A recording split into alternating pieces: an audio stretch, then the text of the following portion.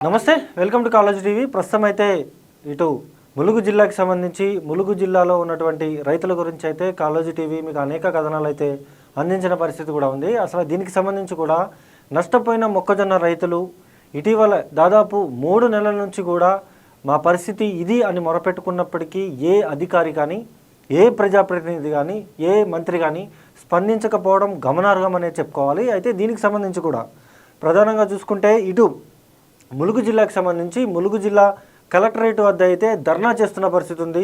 దాదాపు 3 నెలల నుంచి కూడా నష్టపోయిన మొక్కజొన్న రైతులు ఆందోళనలు బాటపట్టిన పరిస్థితి ఉంది. దీనికి సంబంధించి అనేక కథనాలు అయితే కాలేజీ టీవీ మీకు అందించింది.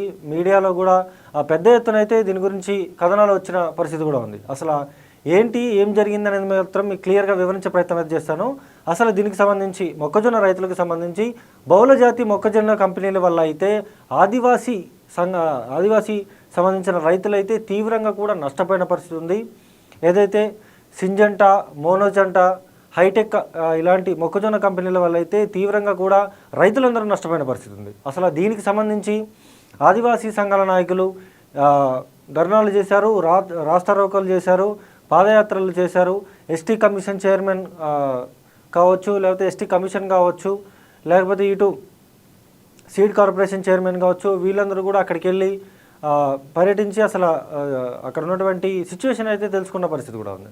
దీనికి సంబంధించి నష్టపోయిన మొక్కజొన్న రైతులకి మేము నష్టపరిహారం ఇస్తామంటూ కూడా అక్కడ ఉన్నటువంటి కలెక్టర్ కావచ్చు, లేకపోతే ములుగు జిల్లాలో ఉన్న మంత్రి కావచ్చు, వీళ్ళు కూడా చెప్పిన సిచ్యువేషన్ ఉంది. అసలు దీనికి సంబంధించి దాదాపు 3 రోజులు గడుస్తున్నా దాదాపు 3 నెలలు గడుస్తున్నా దీనికి సంబంధించి ఎవరు పట్టించుకోవట్లేదంటూ కూడా ఈరోజు పొద్దుట కలెక్టరేట్ ముందర అయితే ధర్నా చేసిన పరిస్థితి ఉంది. దీనికి సంబంధించి ముఖ్యంగా కూడా చూడొచ్చు, మన విజువల్స్ చూడొచ్చు. నష్టపోయిన మొక్కజొన్న రైతులకు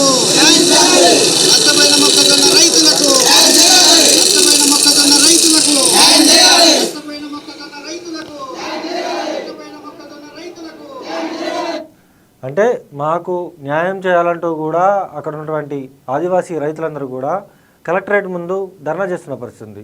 సుమారు 7 కోట్ల రూపాయలు ఫస్ట్ విడతగా మేము కంపెనీ నుంచి తీసుకొని రైతులకు ఇస్తామంటూ కూడా చెప్పిన పరిస్థితి ఉంది. రెండో విడతలో 7 కోట్లు ఇస్తామంటూ కూడా చెప్పిన పరిస్థితి ఉంది. దీని వెనకాల కాంగ్రెస్ పార్టీ నాయకులు కావచ్చు, బీఆర్ఎస్ పార్టీ నాయకులు కావచ్చు, వీళ్ళందరూ కూడా పెద్ద ఎత్తున అయితే ఉన్నట్టుగా కూడా క్లియర్ పిక్చర్ అయితే మనకు అర్థమవుతుంది. దీని వెనకాల బాగా కూడా పొలిటికల్ ప్రెజర్ ఉంది, వైట్ కాలర్ ప్రెజర్ ఉంది. అందుకనే మేము చేయలేకపోతున్నాం అంటూ కూడా అక్కడ ఉన్నటువంటి కలెక్టర్ అంతర్గతంగా చెప్తున్న పరిస్థితి ఉంది. అంటే అంతర్గతంగా మాట్లాడుకుంటూ చర్చించుకుంటున్న పరిస్థితి ఉంది.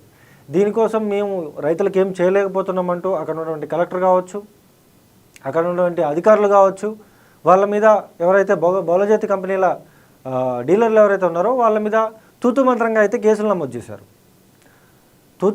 కేసులు నమోదు చేసి చేతులు దులిపేసుకున్నారు. అక్కడ ఉన్నటువంటి రైతులు తీవ్రంగా కూడా ఇబ్బందులు ఎదుర్కొంటున్న పరిస్థితి ఉంది. ఎస్టీ కమిషన్ అక్కడికి వెళ్ళింది, అదేవిధంగా సీడ్ కార్పొరేషన్ చైర్మన్ కావచ్చు, వీళ్ళందరూ కూడా అక్కడికి వెళ్ళారు. రైతులకు మేము అండగా ఉంటామంటూ కూడా ఇది చేసి నానా రచ్చ చేసి ఇప్పుడు అందరూ చల్లబడ్డారు. ఎందుకు మాట్లాడట్లేదు? ఏం జరుగుతూ ఉంది?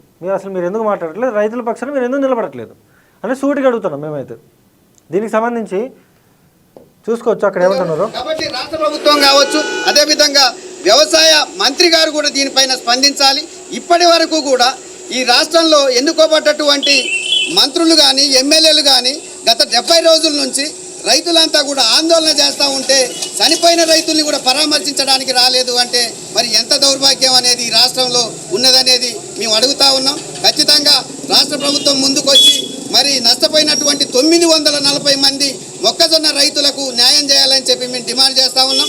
అదేవిధంగా మొన్న పొంగులేటి శ్రీనివాసరావు గారు వచ్చి మరి కంపెనీ వాళ్ళతోటి మేము మాట్లాడి ఖచ్చితంగా న్యాయం చేస్తామని చెప్పడం జరిగింది. వారం 10 రోజులైనా కూడా ఈ రోజు వరకు కూడా ఎటువంటి అప్డేట్ ఇవ్వలేదు రైతులకి. దాంతో ఆందోళన చెందిన అంటే దీనికి సంబంధించి పొంగులేటి అక్కడ ఉన్నటువంటి ఏదో ప్రోగ్రామ్కి వెళ్తే అక్కడ ఉన్నటువంటి రైతులు వెళ్ళి సార్ మా పరిస్థితి ఇది, మేము ప్రభుత్వం దృష్టికి తీసుకెళ్ళాం కానీ మమ్మల్ని పట్టించుకోవట్లేదంటూ కూడా అక్కడ ఉన్నటువంటి రైతులు డైరెక్ట్ పోయి మినిస్టర్ని కలిసిండు.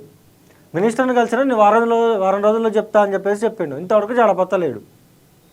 అది వాళ్ళేమో ధర్నాలు చేస్తారు, ధర్నాలు చేసి రాస్తారోకోలు ఇవన్నీ చేస్తూ ఉంటారు. చేస్తూ ఉంటే అక్కడ స్థానికంగా అక్కడ స్థానికంగా ఉన్నటువంటి ఎమ్మెల్యే, భద్రాచలం నియోజకవర్గ ఎమ్మెల్యే ఫోన్లో మాట్లాడతారు. నేను మంత్రిత్వం కల్పిస్తా, మంత్రి గారితో మాట్లాడదాం అని చెప్పేసి ఎమ్మెల్యే గారు చెప్తారు. కనీసం 900 మంది మొక్కజొన్న రైతులుంటే ఒక్కరు కూడా పట్టించుకోవట్లేదు. 900 మంది మొక్కజొన్న రైతులుంటే వాళ్ళని ఒక్కరు కూడా పట్టించుకోవట్లేదు. ఎందుకు పట్టించుకోవట్లేదు? మీరు ఈ ప్రజలే కదా మిమ్మల్ని ఓటేసి గెలిపించుకుంది. మా ములుగు ఎమ్మెల్యే గారు ఉంటారు, మా ఎమ్మెల్యే గారు కూడా పట్టించుకోవట్లేదు అని చెప్పేసి అక్కడ ఉన్న రైతులు చెప్తా ఉన్నారు. అది కొద్దిగానే ఉండాలి. ఇదే ప్రజలు మిమ్మల్ని ఓట్లేసి గెలిపించుకున్నారు. నెక్స్ట్ ఇప్పటికే ప్రభుత్వం మీద, కాంగ్రెస్ ప్రభుత్వం మీద విపరీతమైన ఎలిగేషన్స్ వస్తూ ఉన్నాయి. వచ్చేసారి మనం గెలుస్తామా లేదా అనేది ఆత్మపరిశీలన చేసుకోవాల్సిన అవసరం ఎంతైనా ఉంది. ఇప్పటికైనా మీ వైఖరి మార్చుకోవాలా. వీళ్ళకి అండగా మీరు నిలబడకపోతే వచ్చేసారి మాత్రం రేపొద్దున్న స్థానిక సంస్థల ఎన్నికలు ఉంటాయి. ఎవడెత్తరు ఓటు? మీకు ఎవ్వడేడు. ఇట్లనే చేస్తే ఆ ఏజెన్సీ ప్రాంతాల్లో మాత్రం ఎవడేడు. 10 సంవత్సరాలు ఆయన ఎవరైతే కేసీఆర్ ఉన్నాడో కేసీఆర్ అరాచకం చేసిపోయాడు. మళ్ళీ మీరు కూడా అదే దందాలో పోతారు. సీడ్ స్కాము, లిక్కర్ స్కాము, అన్ని స్కాములు ఇంకా మీరు కూడా అదే రూట్లో పోతున్నారు. ఎందుకనైనా మనం కొట్లాడి తెచ్చుకుంది తెలంగాణ. కొద్దిగానే సిగ్గుండాలా. దేశానికి అన్నం పెట్టే రైతులకి ఇన్ని కష్టాలు వస్తూ ఉంటే ఏం చేస్తూ ఉన్నారు? చూడొచ్చు. అంటే ఇంతమంది మొక్కజొన్న రైతులు రోడ్డు మీదకి ఎక్కితే ఎవడు పట్టించుకోడు. అరే ఎమ్మెల్యేలు ఉన్నారు, మంత్రులు ఉన్నారు, సరే మీ దృష్టికి రాకపోతే మీరు సైలెంట్గా ఉంటే అర్థం ఉంది. మీ దృష్టికి వచ్చిండు, స్వయంగా మంత్రి గారితో చెప్పిన పరిస్థితి ఉంది, ములుగు జిల్లాలో ఉన్న మంత్రి గారితో చెప్పిన పరిస్థితి ఉంది. ఎవరితో చెప్పినప్పటికీ ఎవరు పట్టించుకోవట్లేదు. వారం రోజుల్లో చేస్తామని చెప్పేసి పొంగులేటి శ్రీనివాసరెడ్డి గారు అన్నారట. నేను వ్యవసాయ శాఖ మంత్రితో మాట్లాడతా అని చెప్పేసి పొంగులేటి అన్నాడట. అంటే ఇంతవరకు జాడపత్తలేరు. వాళ్ళు ఏమో ధర్నాలు చేస్తున్నారు. 900 మంది మొక్కజొన్న రైతులు బహుళజాతి కంపెనీల వల్ల, బహుళజాతి మొక్కజొన్న కంపెనీల వల్ల నష్టపోయారు. 2 ప్రాణాలు తీసుకున్నారు. ఈ ప్రాణాలకి బాధ్యులు ఎవరు? సూటిగా అడుగుతున్నాం. ఈ ప్రాణాలకి ప్రాణం పోయింది కదా, దేనికి బాధ్యులు ఎవరు అనేది మీరు ఆలోచించుకోవాలా. ఖచ్చితంగా కూడా ఈ రాష్ట్ర ప్రభుత్వమే. ఈ రాష్ట్ర ప్రభుత్వం వల్లే వాళ్ళు చనిపోయారు. నామమాత్రంగా కేసులు పెట్టారు. వాళ్ళు బయటకు వచ్చిన వాళ్ళ పని వాళ్ళు చేసుకుంటారు. నష్టపోయిన మొక్కజొన్న రైతులకు ఇంతవరకు నష్టపరిహారం లేదు. అక్కడ ఉన్నటువంటి ఆ రైతులకు అండగా నిలబడ్డ వాళ్ళ మీదేమో బెదిరింపులకి గురి చేస్తూ ఉన్నారు. దొరుకుతారు, తొక్కేస్తాం, చంపేస్తాం అని చెప్పేసి బెదిరింపులకి పోతూ ఉన్నారు. కొద్దిగానే సిగ్గుండాలి, కొద్దిగానే ఆలోచించుకోవాలి. మనం 10 సంవత్సరాల అరాచక పాలన నుంచి మనం కేవలం కాంగ్రెస్ ప్రభుత్వాన్ని గెలిపించుకున్నది ఎందుకంటే 10 సంవత్సరాల అరాచక పాలనని విముక్తి కలిగించడానికే కాంగ్రెస్ ఓటేసుకున్నారు. మన బతుకులు మారుతాయి అని చెప్పేసి వాళ్ళు ఓట్లేసి గెలిపించుకున్నారు. దయచేసి సీఎం రేవంత్ రెడ్డి గారు కూడా కొద్దిగా ఆలోచించాలి వీళ్ళ మీద. దీని వెనకాల ఎవరెవరు ఉన్నారు మొత్తం అంతా కూపి లాగాల, వాళ్ళకి వెంటనే వాళ్ళ మీద ఇది చేయాలా, కేసులు పెట్టాలా, వాళ్ళకి నష్టపరిహారం ఇవ్వాలా. రేపొద్దున ఇప్పుడు సేంద్రీయ వ్యవసాయం అని ఇంకొక వ్యవసాయం అని ఇట్లా వ్యవసాయం చేస్తూ ఉన్నాం కదా, మద్దతు ధర లేకపోతే వ్యవసాయం చేయరు ఎవరు, అది అందరికీ తెలిసిన విషయమే. నష్టపోతే ఇప్పుడు ఒక కంపెనీల వల్ల ఒక రైతు నష్టపోయిందంటే ఆ రైతు కరెక్ట్ వ్యవసాయం చేయట్లేదని అర్థం. ఒకటే కంపెనీ వల్ల 900 మంది రైతులు నష్టపోయారంటే అది కంపెనీ ఫాల్టా, రైతుల ఫాల్టా ఆలోచించుకోవాలి. ఇప్పుడు రేపొద్దు మన అందరం కూడా కడుపుకి అన్నమే తింటున్నాం, అందరం కూడా అన్నమే తింటున్నాం కడుపుకి. అది ఎవరు పండిస్తే? రైతు పండిస్తే మనం తింటున్నాం అనేది ఆలోచించాలి. అలాంటి రైతు లేకపోతే మనం ఏం తినాలి? అలాంటి రైతుకి మద్దతుగా నిలబడకపోతే, అలాంటి రైతులకి మద్దతుగా నిలబడని ప్రజాప్రతినిధులు ఏం తినాలి అనేది మీరు ఆలోచించుకోవాలి. ఎందుకంటే రైతు దేశానికి అన్నం పెట్టే రైతన్నకి మనం అండగా నిలబడాలి అనేది క్లియర్గా నేను చెప్తా ఉన్నా.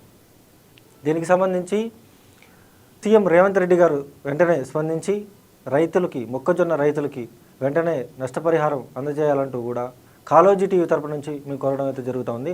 చూస్తూనే ఉండండి కాలోజీ టీవీ. నేను మీ జర్నలిస్ట్ అన్ని. విదేశాల్లో ఉన్నత విద్యను చదువుకోవాలని అనుకుంటున్నారా? అయితే వెంటనే ఫ్లైగ్రాడ్ ఓవర్సీస్ ఎడ్యుకేషన్ కన్సల్టెన్సీని సంప్రదించండి.